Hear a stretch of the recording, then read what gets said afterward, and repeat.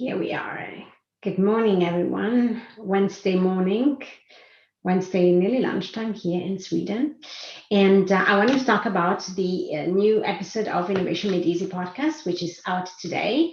And we're talking today about the zone of genius. And I've been talking about this quite some times ago as well. So if this is repetition, even better, so you will master exactly what these concepts are about.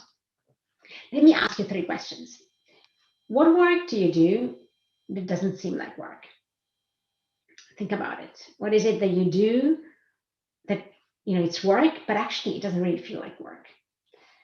The second question is, what produces in your work the highest ratio of abundance and satisfaction to the amount of time you spend?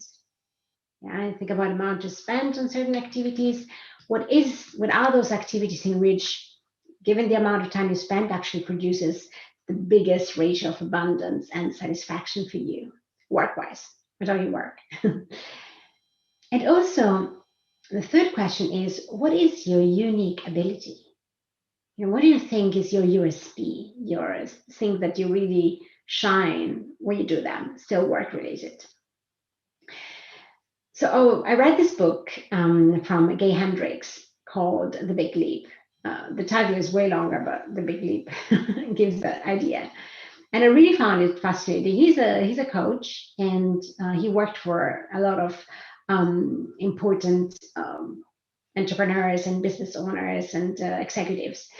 And so he summarizes his knowledge in several books. And this book is really, really interesting, and it's quite an easy and nice read. So I would definitely recommend you to do that, to read that. The interesting part, I think there's 2 big things that I really love in this book. The first one is the definition of the upper limit.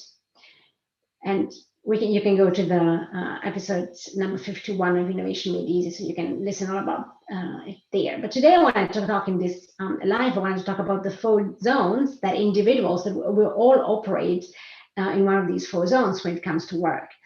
And I think it's so interesting to become aware, which zone am I operating when it comes to my work.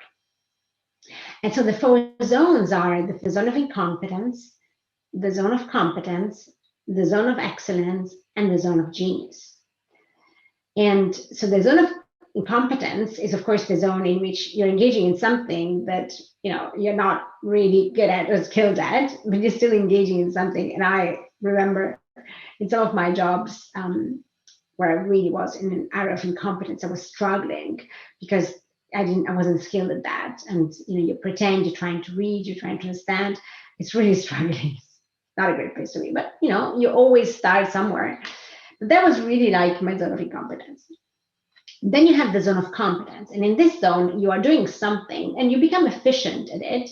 You recognize that there's a lot of other people that do the same activity and that are very efficient also. So it's not something you're really distinguishing yourself in. It's something you become efficient, you can become proficient, but you don't have amazing capabilities in this zone, but you can do your job there. The third area is where most successful people actually sit, which is the zone of excellence, right? Excellence, you think like, that's perfect. I want to be in the zone of excellence, because in fact, in this zone, you're doing something and you're really tremendously skilled at. So you're very good at this job, at this task, whatever project. And so this is actually something in which you probably cultivated, you practiced, and you established your own presence and your own credibility in that space. It could be something that you didn't know, of course, when you were born, but you studied and you became good at.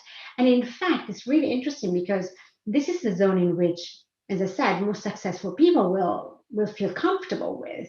You've learned it, I always imagine somebody like, and I can make an accountant, and I'm sorry for all the accountants who love their job, but there is some accountants that I know that they feel like, I'm really good at that, but does it really give me satisfaction? Well, I can't say that. So I know some people that really they embrace and live this idea of living in the zone of excellence. They're very good at something. Everybody recognizes how good they are at this. And here's the interesting thing. Everybody wants you to stay in that zone because they're looking from the external. They say, but you're so good at this. Look, it comes so smooth to you. But inside you, there is something that nags you, that tells you, no, no, I'm missing something.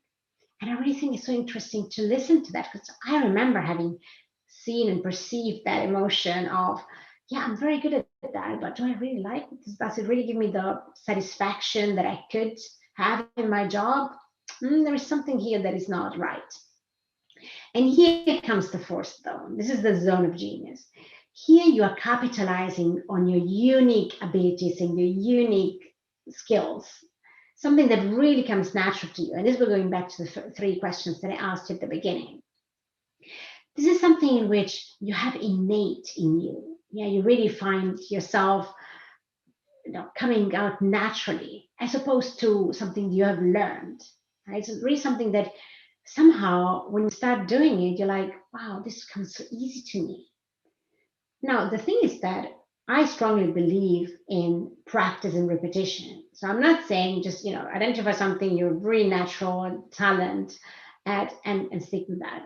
It's really more about, for me, it's also a lot about, you want to be practicing, continuously nurturing something that you have innately, but still in the beginning, it might still not come comfortable to you, right? We always say comfort, discomfort is the currency for our dreams. So we want to be doing big things. So if we want to do big things and achieve big things, we want to also embrace discomfort. We identify something that comes natural to us, that really work doesn't feel like work. You're in the flow. You want to identify that and nurture that and practice it. That this is where every time I coach also my clients, I feel like when they identify something there that is their zone of genius, you can really see that, yes, I might be fearful, I might be afraid, I might be discomfort or uncomfortable, but it doesn't matter. I'm ready to do it, because I know that what is on the other side is something so exciting that I'm ready to embrace this discomfort. I want to do it. I want to go ahead and feel how far I can go with this. This is really the excitement that when you are in the zone of genius, you can really embrace. So it's not just about natural talent, but really is also about combining hours of practice continuously, of repetition. So you find yourself then in a place in which work doesn't feel like work, which is really an amazing place to be.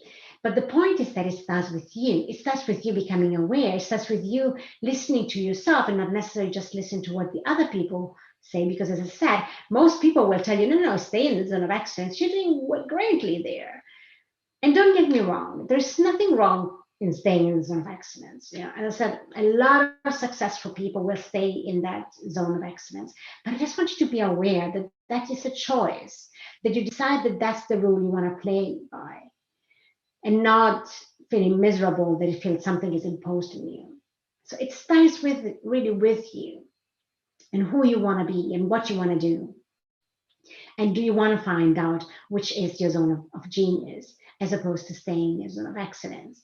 And if you're not in the zone of excellence, if you're in the zone of incompetence, of competence, then look further. Don't stay there. Dig into yourself and understand where actually can I leverage the skills that I have, and that will bring better value to my job, to my work, to my company, to my business. So identify what is most natural to you, and how you can be leveraging your zone of genius.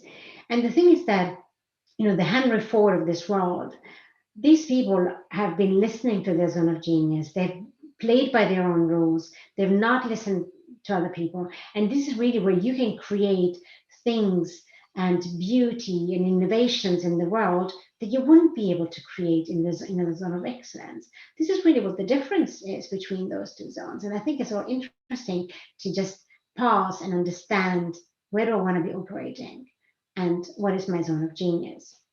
So if you want to listen to the whole episode, go to chiaracapovone.com/51, or search for Innovation Made Easy wherever you listen to the podcast. And I look forward to hearing your comments about this episode. Have a wonderful week, everyone, and I'll talk to you next week.